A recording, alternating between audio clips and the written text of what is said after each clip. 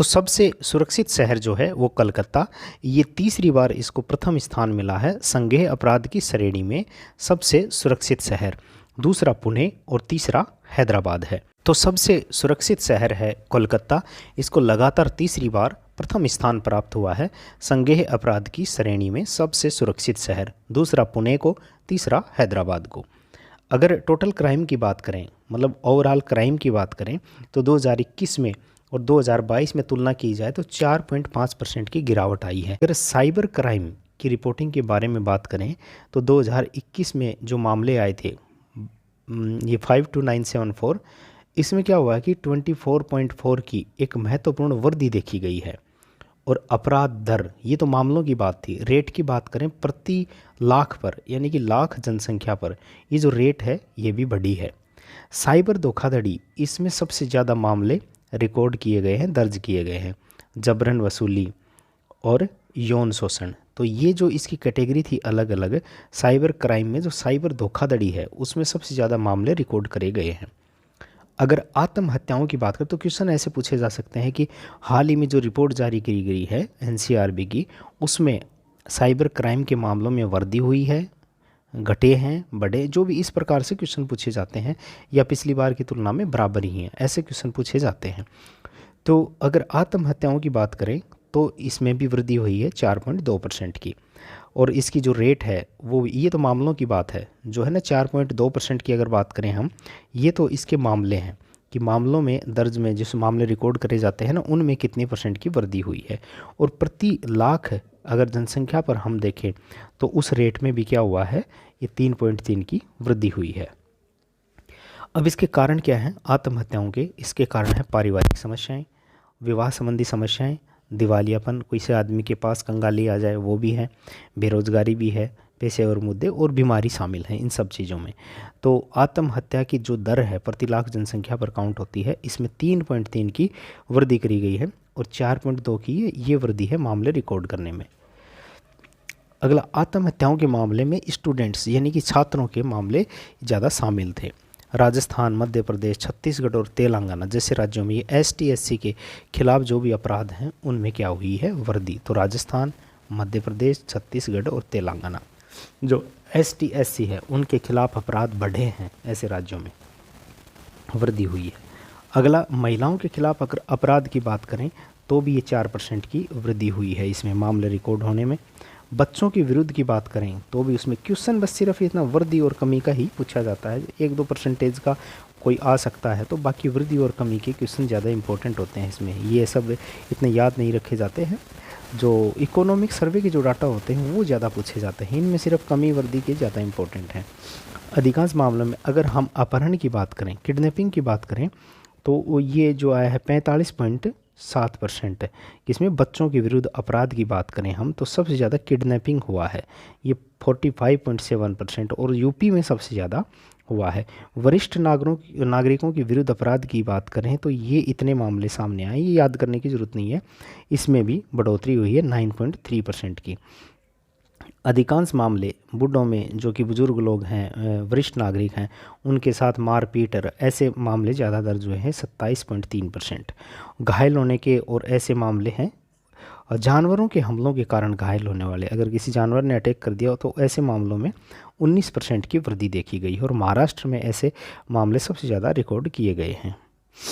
राज्य के विरुद्ध अपराधों की बात करें, राज्य के विरुद्ध जैसे उन्हें देश द्रोह टाइप ऐसी घटनाएं जो अपने देश के खिलाफ जो एक्टिविटीज़ हैं उसमें भी क्या हुआ है, 25% की वृद्धि हुई है।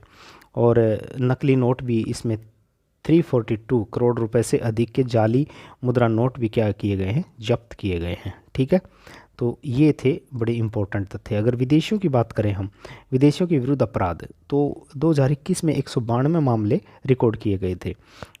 2021 के 150 के मुकाबले 192 दर्ज किए गए, जो कि 28% अधिक है। तो इसमें भी क्या हुई है, वृद्धि हुई है। अब की बार 192 और पिछली बार ये 2021 में थे 150। ठीक है, और सबसे ज़्यादा जो पीड़ित थे विदेशी वो एशियाई महाद्वीप से थे 57% के आसपास, अफ्रीकी देशों से भी 18% थे। अब लास्ट जो लाइन है इसमें ये है, उच्चतम आरोप पत्र दर वाले जो राज्य हैं केरल, पुदुचेरी और पश्चिम बंगाल। ये मतलब क्या होता है कि जैसे हमने इन्वेस्टिगेशन शुरू किया अपराध के खिलाफ और नतीजे तक कहाँ पर पहुँचे, मतलब कितनों को हमने रिजल्ट दिया, ऐसे मामलों में केरल, पुदुचेरी और पश्चिम बंगाल ये इनका सीक्वेंस है। तो ये एनसीआरबी की ये रिपोर्ट थी। अब एनसीआरबी क्या होता है? राष्ट्रीय अपराध रिकॉर्ड ब्यूरो। ये केंद्रीय जो गृह मंत्रालय है उसके अंतर्गत 1986 में इसकी स्थापना हुई थी और इसका मुख्यालय जो है नई दिल्ली में है। इसके 4 भाग हैं। एक तो है CCTNS यानी कि अपराध और आपराधिक ट्रैकिंग नेटवर्क एंड सिस्टम। अपराध के जो डाटा है सांख्यिकी उससे संबंधित है, फिंगरप्रिंट से और प्रशिक्षण से संबंधित 4 इसके प्रभाग हैं। ठीक है। एनसीआरबी की जो प्रकाशन है, क्राइम इन इंडिया रिपोर्ट, आकस्मिक मृत्यु और आत्महत्या, जेल सांख्यिकी, भारत में गुमशुदा महिलाओं और बच्चों पर भी रिपोर्ट ये क्या करता है, प्रकाशित करता है। तो ये थी एनसीआरबी की कुछ इंपॉर्टेंट बातें जो कि रिपोर्ट में दर्शाई गई। अब कुछ रसमलाई की बातें हैं जो कि हाल ही करंट में रही, रिवीजन के हिसाब से आपके सामने दी गई हैं। मंगल ग्रह पर रोवर संचालित करने वाली पहली भारतीय महिला अक्षता कृष्णमूर्ति। अगला क्वेश्चन है कि हाल ही में कहाँ 115 मिलियन वर्ष पुराने सार्क जीवाश्म की खोज हुई है? ये जैसलमेर में। एक मिशन अग्नि शुरू हुआ था, वो था आयुर्वेद डॉक्टरों के ज्ञान को बढ़ाने के लिए। और आपदा प्रबंधन पर विश्व कांग्रेस का आयोजन कहाँ हुआ? देहरादून में। हाल ही में केंद्रीय मंत्री ने, जो केंद्रीय मंत्री कौन, स्मृति ईरानी ने आंगनबाड़ी प्रोटोकॉल पर राष्ट्रीय आउटरीच कार्यक्रम शुरू किया। किसके लिए? विकलांगों के लिए। तो ये हाल ही करंट में थे। अगला क्वेश्चन है कि फास्ट ट्रैक कोर्ट जो कि निर्भया कांड के बाद 2018 में जिसको बनाया गया था, 2019 में भी उसका कार्यकाल बढ़ाया गया और अभी उसका कार्यकाल 3 साल के लिए फिर बढ़ा दिया गया है और 2026 तक इसका बढ़ा दिया गया है। ठीक है। और नई दिल्ली में जल इतिहास उत्सव का आयोजन किया गया। तो ये रसमलाई की बातें थी।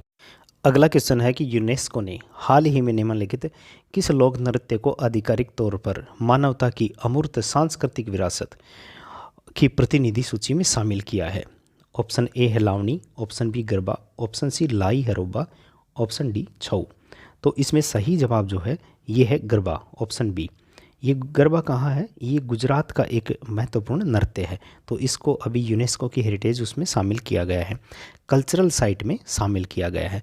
तो कल्चरल रूप से शामिल होने वाली ये 15वां है, 15वां है। कल्चरल अभी 15 शामिल हो गए हैं हमारे इंडिया के। तो पहले, सबसे पहले इसमें जो शामिल किया गया था वो केरल का एक संस्कृत थिएटर कुटियाट्टम को पहली बार 2008 की सूची में इसको शामिल किया गया था। अभी गरबा को शामिल किया गया है। तो 15वीं ये सांस्कृतिक विरासत थी भारत की दृष्टि से। अभी इसमें ये गरबा जो होता है ये गुजरात का एक नृत्य होता है। ये भक्ति भाव से ओतप्रोत होता है। इसमें माता का रूप धारण करके और राक्षसों का इस तरह से लड़ाइयाँ होती हैं कि एक तरफ माता और दूसरी तरफ राक्षस भस्मासुर, ऐसे करके इनकी लड़ाई के रूप में एक नृत्य इसको किया जाता है। ये एक मटका होता है, मिट्टी का एक मटका, उसके अंदर एक क्या होता है, दीप होता है। उस दीप को गरबी कहा जाता है और इसके चारों ओर ये नृत्य किया जाता है। तो इसके पूरे को क्या कहते हैं, गरबदीप भी कहा जाता है इसको। ठीक है। गुजरात में गरबी कहा जाता है और गरबा नृत्य जो है इन्हीं मिट्टी के बर्तनों के चारों ओर किया जाता है जिन्हें गरबदीप कहा जाता है। और पुरुष और महिलाएं जैसे देवी माँ दुर्गा और राक्षस राजा जो महिषासुर था उसकी तरह आपस में लड़ाई करते हुए इसमें नृत्य करते हैं ये। तो ये बड़ा ही इम्पोर्टेंट था ये क्वेश्चन अभी। ठीक है। अब कुछ रसमलाई की बातें कर लेते हैं। तेलंगाना के नए मुख्यमंत्री के रूप में किसने शपथ ली है? तो अनुमुला रेवंत रेड्डी जी ने इनकी शपथ ली है। अगला, मिजोरम में भी नए मुख्यमंत्री चयनित हुए हैं। तो किस पार्टी से हैं वो? JPM यानी कि जोरम पीपुल्स मूवमेंट पार्टी से वो हैं। नेता का नाम क्या है? लालदू होमा। इन्होंने मुख्यमंत्री के रूप में शपथ ली है। अगला क्वेश्चन है IIT से संबंधित। देखिए, समृद्धि कांस्टेंट वॉल्यूम नामक डिप्टी टेक ट्रेलर प्रोत्साहन कहाँ से शुरू किया गया? ये इंपॉर्टेंट है, ये IIT वाले क्वेश्चन बहुत इंपॉर्टेंट होते हैं। समृद्धि कांस्टेंट वॉल्यूम नामक डिप्टी टेक ट्रेलर प्रोत्साहन कहाँ से शुरू हुआ? तो IIT रोपड़ से शुरू हुआ।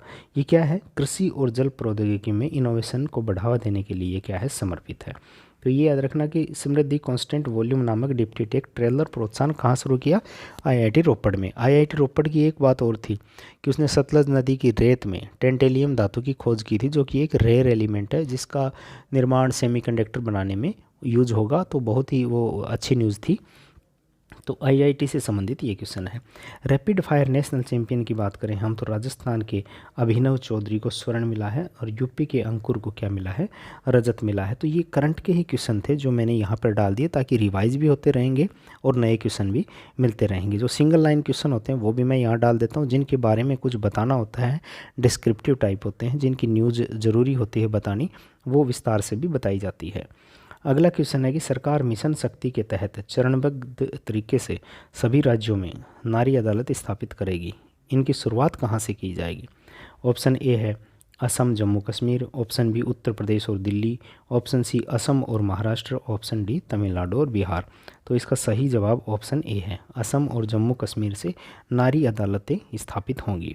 इसके बारे में क्या कहा गया है कि केंद्र सरकार महिलाओं की, ये पहले ही बता दिया कि महिलाओं के सशक्तिकरण से संबंधित है, तो महिलाओं की सुरक्षा और सशक्तिकरण के लिए मिशन शक्ति योजना लागू कर रही है।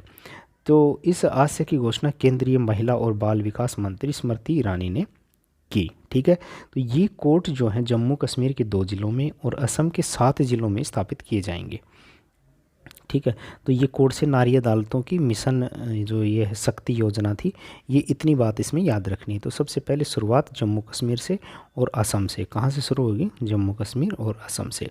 तो 2-3 चीज़ें थी, मिशन शक्ति योजना किसने, बाल विकास जो मंत्री है स्मृति ईरानी, ये सब इम्पोर्टेंट बातें थी। अगर रसमलाई की बातें करें, हाल ही करंट की कुछ और बातें, विश्व के पहले पोर्टेबल अस्पताल आरोग्य मैत्री क्यूब का अनावरण कहाँ हुआ है? गुरुग्राम में।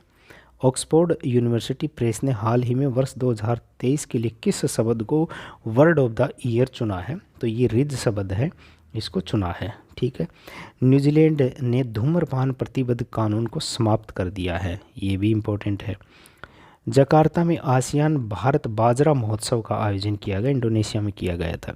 अगला क्वेश्चन है ये रसमलाई का कि दक्षिण पूर्व एशिया का पहला रात्रि आकाश अभ्यारण्य लद्दाख में, और संयुक्त राष्ट्र की एक रिपोर्ट आई थी, इसने कहा है कि इस सदी के अंत तक पृथ्वी 3 डिग्री सेल्सियस तक गर्म हो जाएगी। बहुत बुरी खबर है ये, 1 डिग्री में हम इतना परेशान हो रहे हैं, अगर 3 डिग्री बढ़ेगा तो सब कुछ नष्ट हो जाएगा, ये समझ के ये मान लीजिए आप।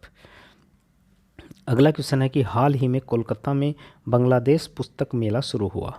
तो कोलकाता में हुआ है, सॉरी इसको यहाँ पर ये गलत है, बांग्लादेश मेला कहाँ शुरू हुआ, इसमें तो उत्तर ही दे दिया। कहाँ पर शुरू हुआ बांग्लादेश मेला? तो ऑप्शन ए ढाका, कोलकाता, असम और गुवाहाटी। तो ये कोलकाता में ये शुरू हुआ है।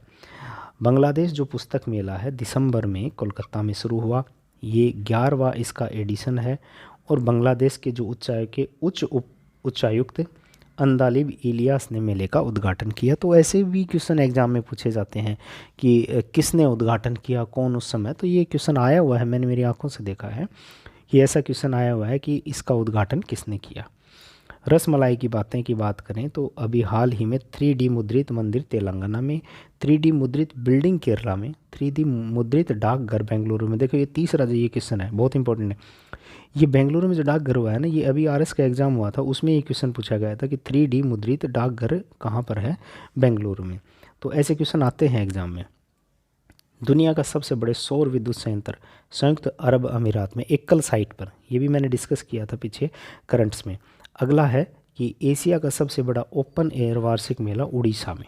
ठीक है, एक्सपो का आयोजन कहाँ होगा? एक्सपो 2030 सऊदी अरब रियाद में। भारत अंतर्राष्ट्रीय मेले का आयोजन नई दिल्ली में। और प्रधानमंत्री मोदी ने 10,000वें जन औषधि केंद्र का उद्घाटन कहाँ किया? ये देवघर में किया। ये भी बहुत इंपॉर्टेंट है, देवघर वाला।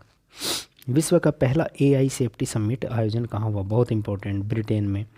नरेंद्र मोदी ने महाराष्ट्र के सिंधुदुर्ग स्थित राजकोट किले में छत्रपति शिवाजी महाराज की प्रतिमा का अनावरण किया। ये अभी हाल ही की बात है, नौसेना दिवस की बात है। और ओलंपिक समिति का उद्घाटन कौन करेगा? नहीं कर चुके नरेंद्र मोदी जी। ठीक है, 141वें सत्र का, जो 141वां सत्र था, इसका उद्घाटन किसने किया है? नरेंद्र मोदी जी ने इसका उद्घाटन किया है। तो ये जो क्वेश्चन थे कुछ रसमलाई वाले क्वेश्चन थे। ठीक है, अगला क्वेश्चन है कि फोर्ब्स की दुनिया की सबसे शक्तिशाली महिलाओं की सूची में कितनी भारतीय महिलाओं को शामिल किया गया है? तो भारत की टोटल 4 महिलाओं को शामिल किया गया है, जिसमें वित्त मंत्री निर्मला सीतारमण को सबसे पहली रैंकिंग विश्व में नहीं, भारत की तरफ से 32वीं रैंक मिली है। तो टोटल 4 महिलाओं को इसमें क्या किया गया है, शामिल किया गया है। सबसे पहली रैंकिंग पे कौन है, निर्मला सीतारमण, रोशनी नादर, सोमा मंडल और किरण मजूमदार शो को ये सब मिली है रैंकिंग। ठीक है, तो पहली रैंकिंग अगर विश्व की बात करें तो यूरोपीय आयोग के अध्यक्ष उर्सुला वान डेर लेयन को मिली है।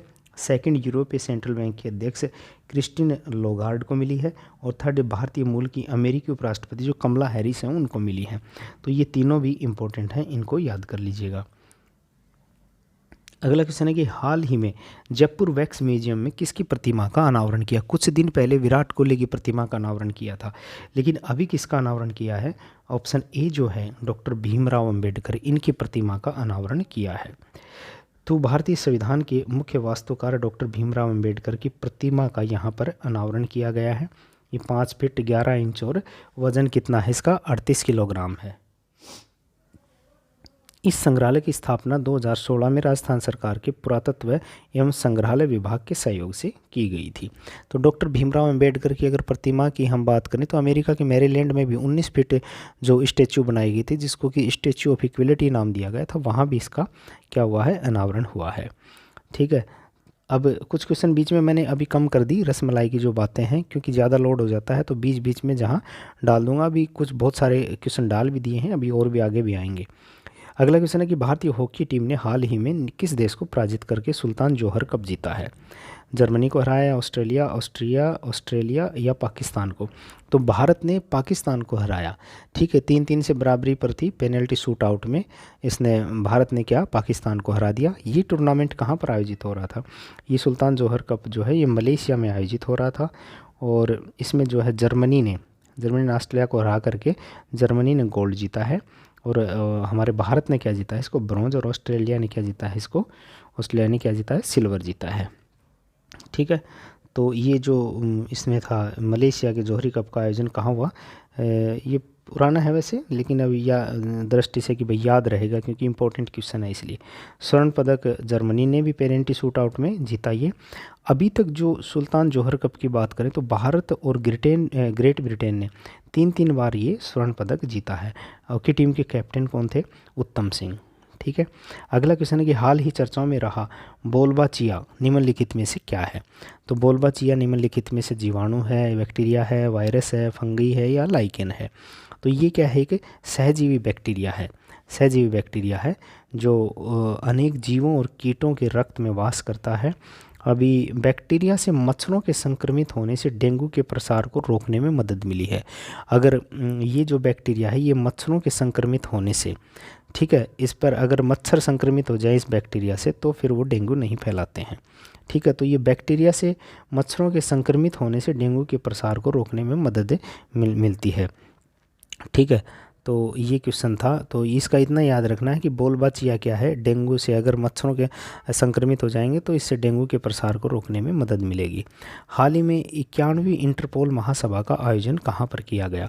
ऑप्शन है चिली, वियना, सिंगापुर और इटली। अभी देखिए 2023 चल रहा है, 1923 में इस इंटरपोल की स्थापना हुई थी, जो एक तरह से अंतर्राष्ट्रीय, आप एक नॉर्मल शब्दों में समझो तो कि अंतर्राष्ट्रीय पुलिस समझो।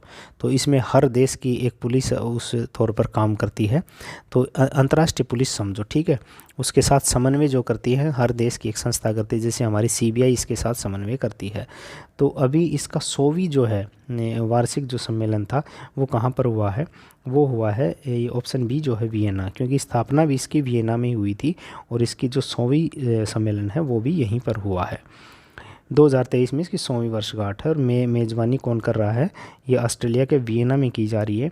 और 1923 में भी इंटरपोल बनाया गया था। करता क्या है, ये दुनिया भर के पुलिस प्रमुखों और वरिष्ठ अधिकारियों को एक साथ लाने का ये कार्यक्रम है। और इसमें क्या किया जाएगा, इंटरपोल ध्वज को माउंट एवरेस्ट जैसे शिखर के ऐतिहासिक स्थलों पर भी ले जाना अब की बार शामिल है। तो इंटरपोल क्या है, पहले ये देख लीजिए। अंतर्राष्ट्रीय आपराधिक पुलिस संगठन 195 सदस्य देशों वाला एक अंतर सरकारी संगठन है। इसका मकसद क्या है, दुनिया को सुरक्षित बनाने के लिए सभी देशों की पुलिस को मिलकर काम करने में ये मदद करता है। ठीक है, भारत और इंटरपोल, भारत 1949 में इंटरपोल में शामिल हुआ और इसके सबसे पुराने सदस्यों में से भारत एक है। इंटरपोल के द्वारा देखिए नोटिस दिए जाते हैं, yellow notice, blue, black, green, ये जो ऑरेंज वाला है, ये पर्पल, सब ऐसे नोटिस। तो ये सब मैंने विवरण दिया है कि कौन सा है। येलो वाला लापता व्यक्ति के लिए, ब्लू वाला अतिरिक्त जानकारी चाहिए तो ब्लैक नोटिस अज्ञात शव के लिए, हरा ये जो वार्निंग जो बुद्धिमत्ता से संबंधित, नारंगी खतरे, पर्पल नोटिस कार्य प्रणाली, रेड नोटिस वांछित व्यक्ति। तो ये जो है ना, ये सब थोड़ा हल्का फुल्का एक नज़र मार लीजिए। तो अभी जैसे विजय माल्या गया तो उसको कौन सा नोटिस मिला होगा, ऐसी चीज़ें हैं वो। तो भारत ने दिल्ली में 90वीं, अब भारत ने जो 90वीं इंटरपोल थी उसका आयोजन नई दिल्ली में किया था। सीबीआई की इसमें केंद्रीय भूमिका होती है। हमारी जो सीबीआई है वो इसमें क्या करती है, समन्वय का काम करती है। ठीक है, तो 2023 में भारत ने Interpol young global police leaders कार्यक्रम की मेज़बानी की, ये भी इम्पोर्टेंट है। तो Interpol young global police leaders कार्यक्रम की मेज़बानी की, जिसमें 44 देशों की भागीदारी शामिल हुई थी। क्वेश्चन है कि राष्ट्रपति द्रौपदी मुर्मू द्वारा हाल ही में सर्वश्रेष्ठ व्यक्तित्व दिव्यांगों के लिए सशक्तिकरण के लिए राष्ट्रीय पुरस्कार दिया है। अब किसको दिया है? दिव्यांगों के लिए सशक्तिकरण में जिसने योगदान दिया है, किसे दिया है पुरस्कार? ये पुरस्कार A option Deepa Malik, B Prashant Agarwal, C Sudha Chandran और गिरीश शर्मा। तो इसमें दिया है प्रशांत अग्रवाल को, ऑप्शन बी जो है ये प्रशांत अग्रवाल को दिया है द्रौपदी मुर्मू जी ने। अब देखिए ये प्रशांत अग्रवाल कौन है? नारायण सेवा संस्थान के अध्यक्ष हैं। दिव्यांग व्यक्तियों के लिए आवासीय विद्यालयों की स्थापना इन्होंने करी थी। 2017 में उन्हें सर्वश्रेष्ठ सामाजिक कार्यकर्ता पुरस्कार भी दिया था राजस्थान सरकार ने। तो नारायण सेवा संस्थान भी ये राजस्थान, ये प्रशांत अग्रवाल को दिया गया है। ठीक है, रसमलाई की बातें क्या है? Night of the order of the arts and letters से सम्मानित आर्सिया सत्तार। IFFI में golden peacock award endless borders को। किस भारतीय अमेरिकी को अमेरिकी की प्रथम महिला जिल बाइडेन ने गीतांजलि राव को। भारत की त्रिशा को द प्रेसिडेंट लाइफ अवार्ड से सम्मानित किया गया, इंपॉर्टेंट।